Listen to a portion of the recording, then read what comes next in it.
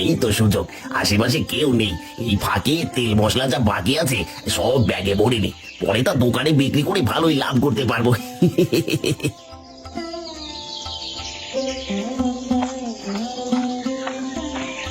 কিরে কানাই, তোর রান্না কত দূর? খদ্দের আছে সেই কখন থেকে না খেয়ে বসে আছে। কে? আরে নিতাইদা তুমি? হ্যাঁ, এই তো রান্না শেষ হয়ে গেছে, আর একটু জাল দিতে হবে। আচ্ছা আচ্ছা, তাড়াতাড়ি কর কানাই, নয়তো খদ্দেররা অন্য হোটেলে চলে যাবে। আর তোর ওই পুটলিতে কি আবার? ওই পুটি, ওটাতে তেমন কিছু নেই নিতাইদা, যাও তুমি তোমার কাজে যাও, আমি রান্না শেষ করে আসছি। আচ্ছা আচ্ছা আচ্ছা, তাড়াতাড়ি রান্না শেষ কর কানাই। রে, একটু হলেই ধরা পড়ে যেতাম। না না না না, এইভাবে চুরি করে আর শান্তি পাবো না। যে করি হোক, ওই নিতাইকে হোটেল থেকে বের করতে হবে। একবার বেটাকে বের করতে পারলে আদামে হোটেলের জিনিস চুরি করতে পারবো।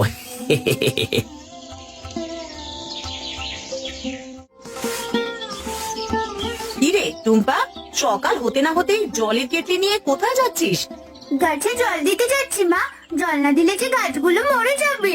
তোকে নিয়ে আর পারি না টুম্পা, বলি ঘরে তো আরো অনেক কাজ পড়ে আছে, সেইগুলো না করে শুধু গাছ নিয়ে পড়ে থাকলে চলবে?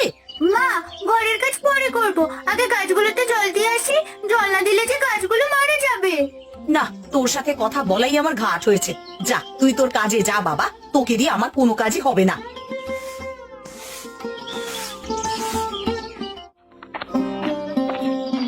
কিরে নিতাই, হোটেলে বিক্রি বাট্টা কেমন হচ্ছে? আগে খুবই ভালো চলছে কর্তা বাবু, সকাল থেকে অনেক লোক খেতে আসে, কাকে রেখে কাকে যে খাবার দেবো কিছুই বুঝতে পারছি না। বুঝেছি। শোন নিতাই, সবাইকে বেশি বেশি করে খাওয়াবি, যাতে সবাই আমারও খেতে আসে। বাড়ি ওই তো মোড়ল মশাই এসে পড়েছে, এবার এই ফাঁকে নিতাই বেটাকে ফাঁসাতে হবে।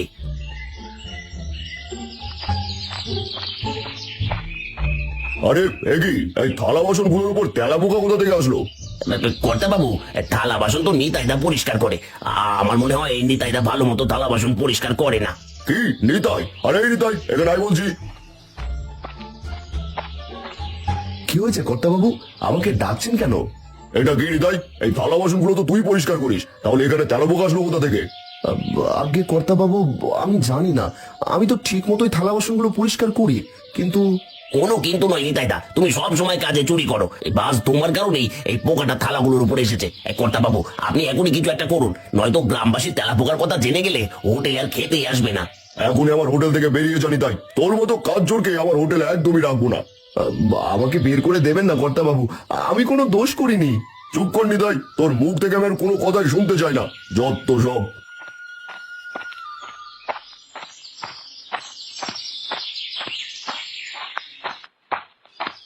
ওগো, তোমার কি হয়েছে? তুমি কাঁদছো কেন? গিন্নি, আমার হোটেলের কাজটা যে আর নেই, কর্তা বাবু তার হোটেল থেকে যে আমায় বের করে দিয়েছে। ওগো, এসব তুমি কি বলছো? কর্তা বাবু তোমাকে কেন হোটেল থেকে বের করে দেবে? থালায় একটা তেলা পোকা দেখতে পেয়ে কর্তা বাবু আমাকে তার হোটেল থেকে বের করে দিয়েছে।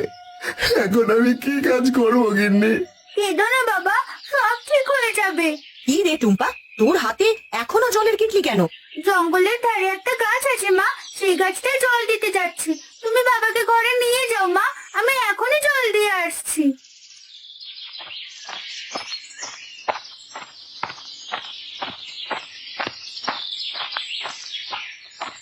আমার বাবার সাথে এটা কি হলো? এখন আমার বাবা কি কাজ করবে? বাবা কাজ না করলে তো আমাদের সংসারও চলবে না। এই বিধাতা, তুমি আমাদের সাহায্য করো। কি হয়েছে ছোট্ট বন্ধু, আজ তোমার মন খারাপ কেন? কে কে আমার ডাকছো? আমি ছোট্ট চারা গাছ বন্ধু। ও মা, আমি কি দেখছি, তুমি মানুষের মতো কথা বলতে পারো? হ্যাঁ ছোট্ট বন্ধু, আমি কথা বলতে পারি। আজ তোমার এত মন খারাপ কেন বন্ধু? তোমাকে তো প্রতিদিন হাসি মুখে গাছে জল দিতে দেখি।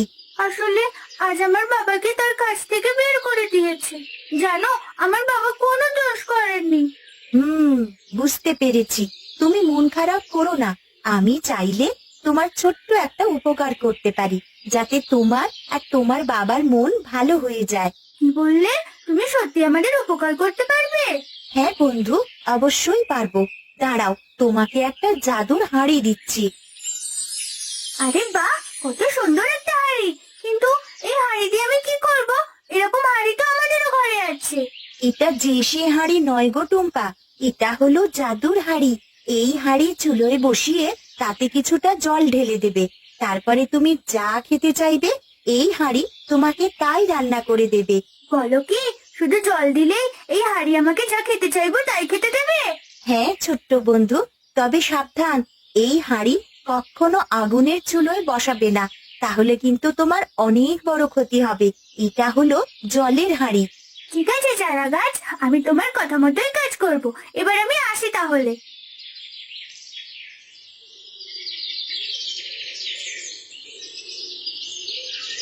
বুঝলি হরি, মোড়লের হোটেলের খাবার কেন জানি আগের মতো আর ভালো লাগে না।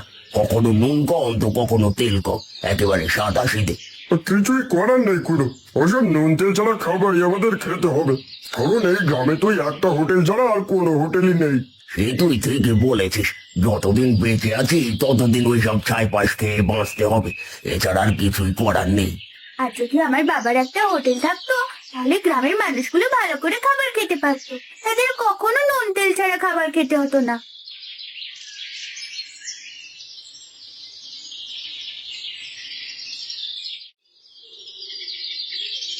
মা, বাবা, এই দেখো আমি একটা হাঁড়ি পেয়েছি।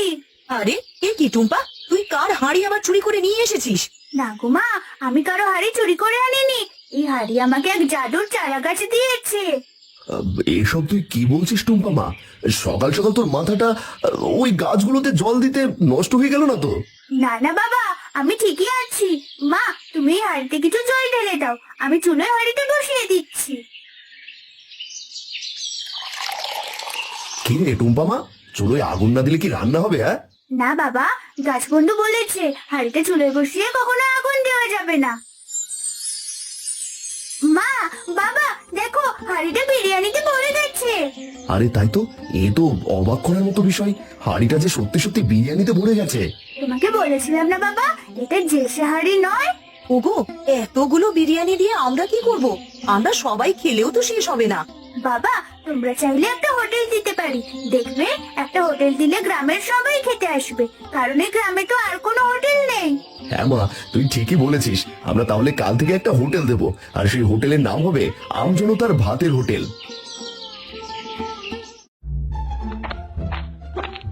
ওরে কালু, তোর যা যা মশলা লাগে সব ব্যাগে ভরে নে, আর দামটা আমাকে দিয়ে যা। কানাইদা, এইভাবে হোটেল থেকে মশলা চুরি করলে তো ধরা পড়ে যাবো। ওরে কালু, এই হোটেল এখন আমি ছাড়া আর কেউ নেই, তাই তো যত খুশি তত মশলা নিয়ে নে, কেউ কিচ্ছুটি বলবে না। ঠিক আছে কানাইদা, তুমি এখানেই থাকো, আমি এখনই মশলাগুলো চুরি করছি।